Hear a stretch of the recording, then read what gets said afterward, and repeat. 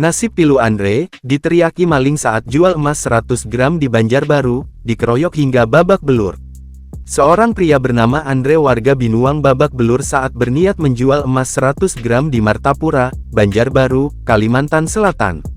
Karena penampilannya yang sederhana, membuat dirinya dicurigai sebagai penipu. Awalnya, Andre berniat menjual emas 100 gram ke toko perhiasan di Pasar Batuah Martapura pada Rabu tanggal 30 Oktober tahun 2024.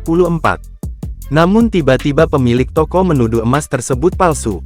Perdebatan pun terjadi. Puncak dari kericuhan tersebut, Andre diteriaki maling oleh orang lain. Seketika, Andre dikeroyok oleh warga di sekitar lokasi hingga mengalami luka lebam di bagian mata sebelah kiri. Polisi pun segera tiba dan melakukan pemeriksaan. Andre sendiri memiliki surat lengkap terkait pembelian emas tersebut. Hasilnya, Kepolisian Resort Banjar mengeluarkan surat hasil identifikasi barang bukti yang menyatakan bahwa kalung emas milik Andre memiliki kadar 750/18 karat. Berdasarkan uji analisis kimia, emas tersebut memiliki berat 95,95 gram dan kadar kemurnian emas mencapai 750%.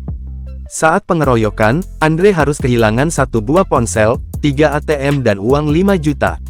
Atas kejadian tersebut, korban tidak terima dan segera melaporkan peristiwa ini ke Polsek Martapura. Hingga saat ini, kasus pengeroyokan tersebut masih dalam proses penyelidikan lebih lanjut, dan pihak kepolisian sedang berupaya mengidentifikasi para pelaku untuk diproses sesuai hukum yang berlaku.